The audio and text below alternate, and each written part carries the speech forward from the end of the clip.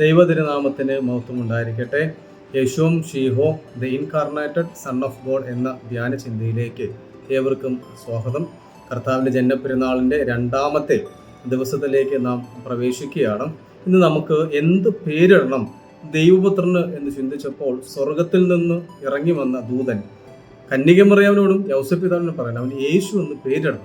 മത്തായിയുടെ സുവിശേഷം 1-ാം അധ്യായം 21-ാം വാക്യവും ലൂക്കോസിന്റെ സുവിശേഷം 1-ാം അധ്യായം 31-ാം വാക്യത്തിലും അത് പറയുന്നുണ്ട്.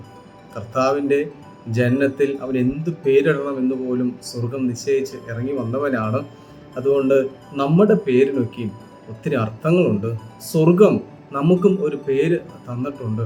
സ്വർഗം തന്ന പേരിലാണോ ഞാൻ അറിയപ്പെടുന്നത്?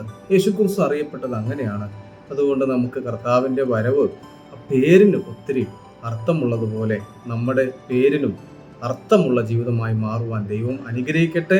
ദൈവത്തിൻ്റെ പരിശുദ്ധാത്മാവ് എല്ലാവർക്കും കൃപ നൽകട്ടെ എന്ന് പ്രാർത്ഥിക്കുകയും ചെയ്യുന്നു.